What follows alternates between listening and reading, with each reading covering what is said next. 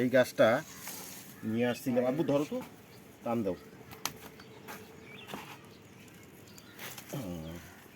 নিয়ে আসছিলাম আমি, আবার ময়লা ফেলা ঝুড়ির মধ্যে লাগিয়েছি।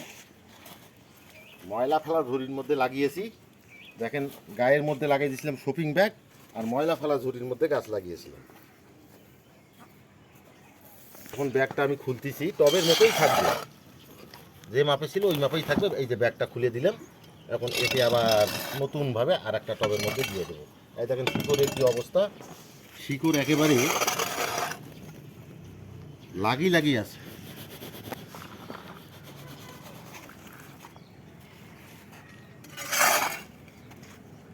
একটু তোলো, ঘাসগুলো তোলা লাগবে, দেখো। আর ঘাসগুলো তুলতে হবে, কারণ হচ্ছে এই আবার বেশি মাটি পাইলে দেখা যাবে গাছের চেয়ে এরই শক্তি বেশি হয়ে যাবে। এবার তো খাবারটাও ভালো পাবে, মাটিটাও বেশি পাবে, এই কারণেই ঘাসগুলো রাখা যাবে না। ঘাসগুলো সব উঠাই নিচ্ছি, উঠাই নিয়ে একে পুঁতি স্থাপন করব।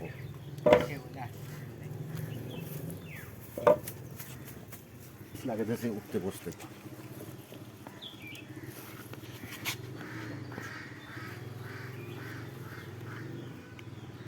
এখন এইখানে দিয়ে দেব, বাকি মাটি দিয়ে দেব ফাঁকা জায়গাটার মধ্যে। এগুলো আমার রেডি করা মাটি আগে থেকেই, আপনারা আবার মনে করিয়েন না যে ডাইরেক্ট মাটি নিয়ে এসেই গাছ গাড়লেই হবে। এখানে অনেক কিছু দেওয়া আছে মাটির মধ্যে, ডিমের খোসা দেওয়া আছে, চা পাতা দেওয়া আছে, নিম খৈল, হাড়ের গুঁড়া, সব দেওয়া আছে। এগুলো আগে থেকেই আমি তৈরি করে রেখেছিলাম, এই সময়ে গাছ লাগাবো এই কারণেই।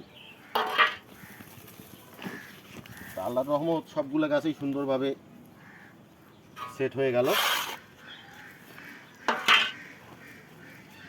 ধন্যবাদ বন্ধুরা সাথে থাকার জন্য।